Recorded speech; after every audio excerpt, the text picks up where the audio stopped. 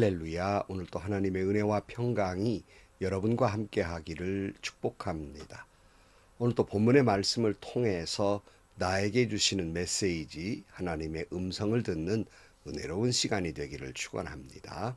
오늘 아침 하나님께서 우리에게 허락해 주신 말씀은 열왕기상 5장 1절에서 18절 말씀입니다. 두로의 히람 왕은 평소에 늘 다윗을 좋아하였는데 솔로몬이 그의 아버지 다윗의 뒤를 이어 왕으로 기름 부음을 받았다는 소식을 듣고 솔로몬에게 자기의 신하들을 보냈다. 그래서 솔로몬은 히람에게 사람을 보내어 말을 전하였다. 임금님께서 아시다시피 나의 아버지 다윗 임금은 주 하나님을 섬기면서도 주님께서 원수들을 그의 발바닥으로 짓밟을 수 있게 하여 주실 때까지 전쟁을 해야 했으므로 자기 하나님이 하신 주님의 이름을 찬양할 성전을 짓지 못하였습니다. 그런데 이제는 주 나의 하나님께서 내가 다스리는 지역 온 사방에 안정을 주셔서 아무런 적대자도 없고 불상사가 일어날 일도 없습니다. 이제 나는 주님께서 나의 아버지 다윗 임금에게 내가 내 왕위에 너를 대신하여 오르게 할 내 아들이 내 이름을 기릴 성전을 지을 것이다 하고 말씀하신 대로 주 나의 하나님의 이름을 기릴 성전을 지으려고 합니다. 그러므로 이제 명령을 내리셔서 성전 건축에 쓸 레바논의 백향목을 베어서 주기를 바랍니다.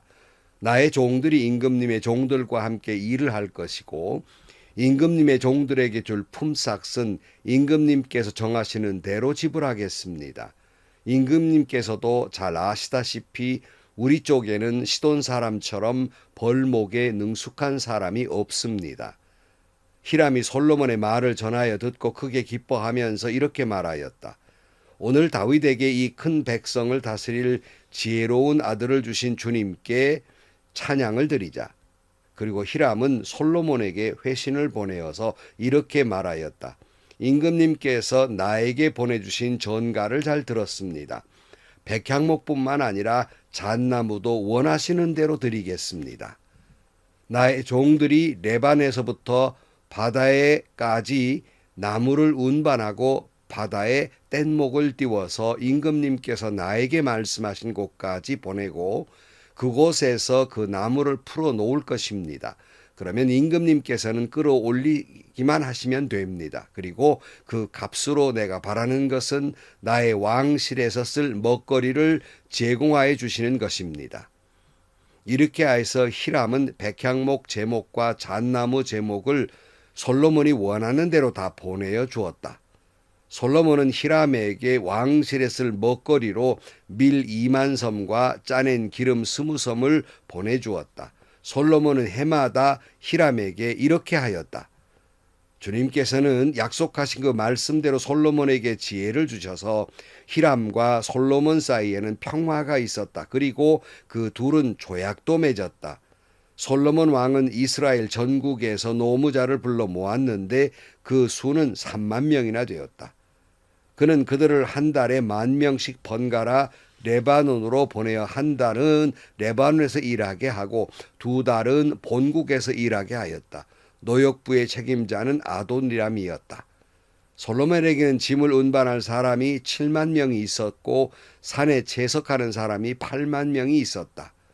그 밖에 작업을 감독하는 솔로몬의 관리 가운데에는 책임자만 해도 3,300명이 있었다. 그들은 공사장에서 노동하는 사람들을 통솔하였다. 왕은 명령을 내려서 다듬은 돌로 성전의 기초를 놓으려고 크고 값진 돌을 채석하게 하였다. 그리하여 솔로몬의 건축자들과 히람의 건축자들과 그발 사람들은 돌을 다듬었고 성전을 건축하는 데 쓸 목재와 석재를 준비하였다. 아멘. 이제 솔로몬은 다윗에 이어서 왕으로 등극한 다음에 나라를 잘 조직하고 편안하게 이끌고 있었습니다. 이때에 다윗을 좋아했던 두로의 히람 왕이 축하의 소식을 전해줍니다. 오늘 1절을 다시 보시면 두로의 히람 왕은 평소에 늘 다윗을 좋아하였는데 솔로몬이 그의 아버지 다윗의 뒤를 이어 왕으로 기름 부음을 받았다는 소식을 듣고 솔로몬에게 자기의 신하들을 보냈다. 그래 솔로몬은 히람에게 사람을 보내어 말을 전하였다. 임금님께서 아시다시피 나의 아버지 다윗 임금은 주 하나님을 섬기면서도 주님께서 원수들을 그의 발바닥으로 집 밟을 수 있게 하여 주실 때까지 전쟁을 해야 했으므로 자기의 하나님이신 주님의 이름을 찬양할 성전을 짓지 못하였습니다. 그런데 이제 주 나의 하나님께서 내게 다스리는 지역 온 사방에 안정을 주셔서 아무런 적대자도 없고 불상사가 일어날 일도 없습니다. 이제 나는 주님께서 나의 아버지 다윗 임금에게 내가 내 왕위에 너를 대신하여 오르게 할 내 아들이 내 이름을 기릴 성전을 지을 것이다 하고 말씀하신 대로 주 나의 하나님의 이름을 기릴 성전을 지으려고 합니다. 그랬어요. 사실 성전은 솔로몬의 아버지 다윗이 짓고자 했지요. 이게 사무엘 하 7장에 보면 나옵니다. 자기 자신은 백향모로 지은 궁전에 있는데 하나님의 집이 제대로 지어지지 아니하므로 마음 아파했어요. 그래서 성전을 짓기를 원했습니다. 얼마나 귀한 일입니까? 그런데 하나님이 그가 성전 짓는 것을 반대하십니다. 하나님은 왜 성전 짓는 것을 막으셨을까? 이 귀한 일을 말이죠. 무엇보다도 먼저 전쟁을 하면서 이제 궁궐을 짓는 것도 힘든 일인데 성전을 짓는 막중한 일까지 하면 국력이 분산되어서 어려울 경우도 있고 또 하나님이 원하시는 때도 있었을 것입니다. 여러분, 우리가 명심해야 될 것은 우리가 아무리 하나님의 영광을 위해서 헌신하고 희생하고 싶은 일이 있지만 그것이 진정으로 하나님이 원하시는 일인가가 가장 중요합니다. 하나님이 원하시는 일인가, 하나님이 원하시는 때인가가 가장 중요하다는 말입니다. 하나님은 다윗보다 그 아들 솔로몬을 통하여 하나님의 거룩한 성전이 지어지기를 원하셨습니다. 오늘날 많은 사람들이 주님을 위하여라는 말은 하면서도 온통 자기 뜻대로 자기를 드러내놓고 그리고 하나님께 묻지도 않고 자기 방식으로 고집하면서 나아가는 모습을 볼 수 있습니다. 현대그룹의 정주영 회장이 어떤 프로젝트가 어렵다고 반대하는 직원들에게 하는 유명한 말 있죠. 이봐, 회복이나도 했어? 라는 말을 했다고 합니다. 저는 오늘 하나님의 일을 하려는 사람에게 이렇게 묻고 싶습니다. 이봐, 기도 회복이나 했어? 이렇게 묻고 싶습니다. 이때 기도는 그냥 건성건성 한두 번 해보는 것이 아니라 내 온 마음과 정성과 뜻과 힘을 다하여 기도 회복이나 했냐는 것입니다. 저는 많은 경우에 교회에서 당회나 재직회에 발언하시는 분들을 보면서 그저 깊이 생각지도 않고 언뜻 스쳐 지나가는 생각이나 자기 기분이나 자기 의견에 맞지 않는다는 이유로 무조건 반대를 하거나 자기 생각대로 고집을 부리는 경우를 많이 보아왔습니다. 물론 오래 생각한다고 굳이 좋은 그런 아이디어가 떠오르는 것은 아니지만 오래오래 생각할수록 실수를 줄여들게 되고 또 기도해 봐야 하나님의 뜻이 어디 있는지를 알 수 있잖아요.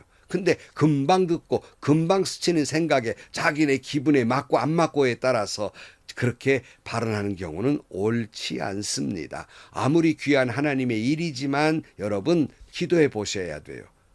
아무리 내 의견을 발표하는 것도 기도해 보셔야 합니다.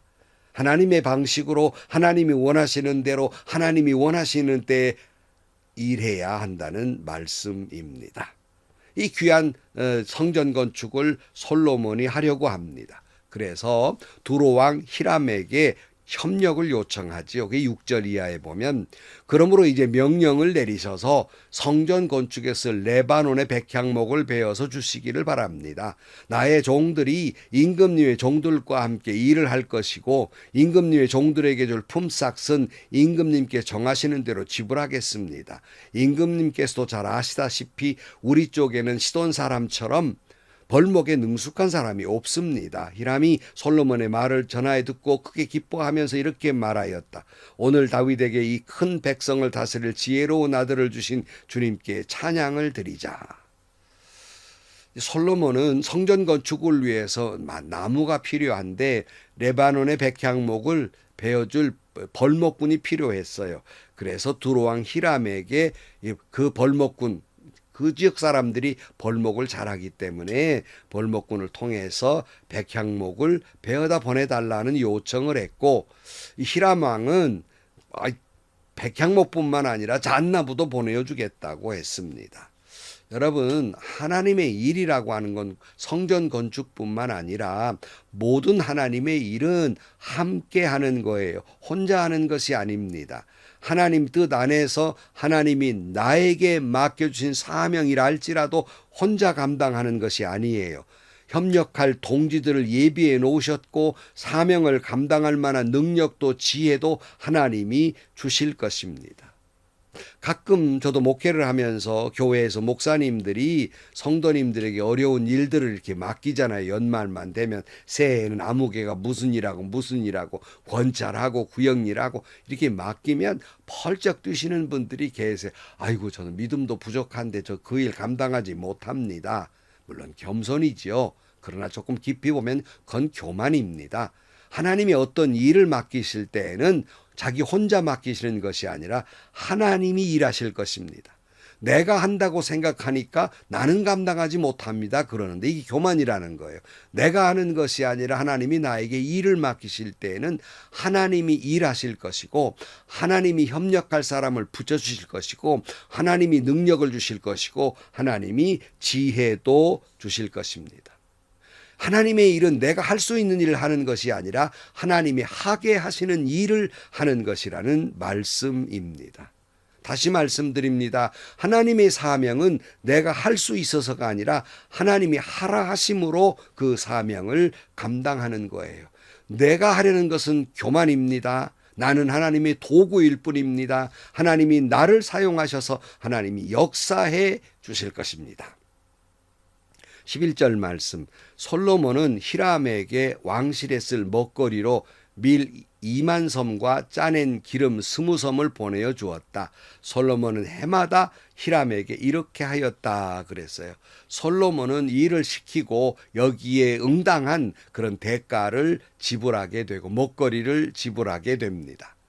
종종 교회에서 이런 일을 보아요. 교회 어떤 일을 할 때 그 일을 감당할 만한 전문가가 그 교회에 있거나 아니면 다른 교회의 성도에게 부탁을 하는 경우가 있습니다. 믿는 사람이니까 더 맡기게 되지요. 그래 놓고는 결제를 할 때는 아이고 예수 믿는 분인데 우리 교회 어렵고 나머지 하나님께 받으세요 하고 다 결제를 해주지 않고 멋대로 깎아버리는 겁니다. 이게 믿음일까요? 그렇게 헌금을 아껴서 하나님이 기뻐하실까요?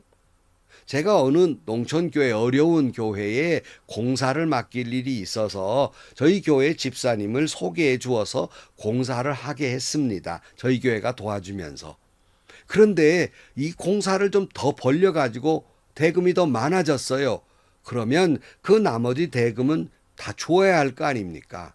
그 다 주지 않고는 그렇게 그 예은교회도 받으세요. 그 이병우 목사님한테 받으세요. 고 그것을 넘겨쳐버리는 겁니다. 참 난감할 때가 이를 수 없어요. 아니 어떻게 남의 희생을 강요합니까? 교회 일한다고 그 사람이 예수 믿는다고 주어야 할 대가를 지불하지 않고 믿음으로 당신이 희생하라고 강요하는 거 그게 믿음이라고 생각하십니까? 그 하나님이 기뻐하실 거라고 생각하십니까? 교회 일에는 이런 일이 비일비재해요. 물론 본인이 희생하겠다고 처음부터 나서는 거야. 그거야 감사한 일이지만 그렇지 않은 경우에 그러면 안 되는 일이 아닙니까? 반대의 경우도 있어요. 교회에 공사를 해놓고 믿는다는 장로님이 집사님이 교회 공사를 해놓고는 잘못됐단 말이에요. 이거 잘못됐으니까 다시 하세요 하면 아이고 교회에서 이 정도는 이해하고 넘어가셔야지. 다시 하려면 내가 손해가 막심한데 나도 믿는 사람인데요 하고 얼버무리고 넘겨칩니다. 이게 옳은 일입니까? 옳지 않습니다. 여러분 이 말씀을 들으면서 교회 일해 보신 분들은 공감하는 일이 많을 거예요. 이건 옳지 않습니다. 여러분 교회 일을 믿는 분에게 맡기는 건 귀한 일입니다. 그렇다고 해서 그분이 믿는 사람이라고 해서 어떤 주어야 할 정당한 대가를 주지 아니하고 하나님께 받으라고, 하나님께 복 받을 거라고 아주 믿음 있는 것 같지만 그거 옳지 않습니다. 자기는 희생하지 않으면서 남의 이 희생을 강요하는 것 하나님이 과연 기뻐하실까요? 옳지 않습니다. 여러분, 성전 건축 같은 귀한 하나님의 일, 분명히 하나님이 기뻐하시는 일이지만 더 중요한 것은 아무리 하나님이 기뻐하시는 일이라 할지라도 이것이 하나님이 허락하신 일인가가 더 중요하다는 거예요. 다시 말씀드립니다마는 내가 하고 싶은 일을 하는 것이 아니에요. 하나님은 하나님이 하라 하시는 것을 하는 거예요. 그것도 하나님이 원하시는 때, 하나님이 원하시는 방법으로, 하나님이 도와주는 사람을 붙여주어서 하나님이 능력 주시는 대로, 하나님이 지혜 주시는 대로 감당하는 거예요. 그래서 하나님의 일은 기도 없이는 감당할 수 없어요. 여러분, 아무리 급한 일이지만 내가 기도해 봤더니 아무런 응답이 없다면 아무리 급해도 스톱해야 됩니다. 하나님이 하라 하실 때까지 기다려야 그게 지혜예요.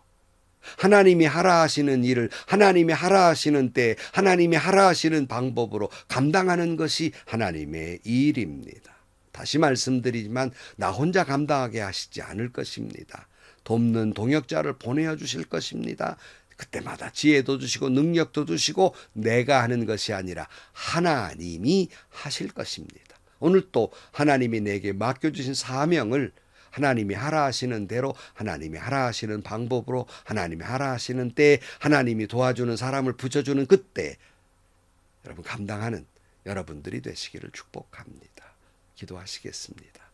하나님 아버지, 우리는 주님을 위한다는 그런 생각을 가지고 그것이 믿음인 줄로 알고 내 멋대로 내 방식대로 고집하는 경우가 많이 있습니다. 저희들로 하여금 내가 하고 싶은 일이 아니라 하나님이 하라 하시는 일을 하나님이 하라 하시는 때에 하나님이 하라 하시는 방법으로 그 사명 감당하게 하시고 때마다 주시는 동역자와 지혜와 능력을 가지고 주님의 사명을 감당하는 저희들이 되게 하여 주옵소서. 예수님의 이름으로 기도하옵나이다. 아멘. 성도 여러분, 하나님이 하라 하시는 일, 내가 감당 못할 일은 하나님이 하라 하시지 않습니다. 내가 감당할 수 있기에 하나님이 하라 하시고요. 감당할 수 없다면 하나님이 도와주셔서 감당케 하실 것입니다. 하나님이 하라 하시면 두말할 것 없이 아멘하고 그리고 그 사명 감당하면 하나님이 동역자도 보내주시고 지혜도 주시고 능력도 주시고 하나님 역사해 주실 것입니다. 여러분 오늘 또 주어진 사명을 감당하는 복된 하루가 되시기를 축원합니다. 행복하시고요. 좋은 일이 가득한 하루가 되시기를 주님의 이름으로 간절히 축원합니다.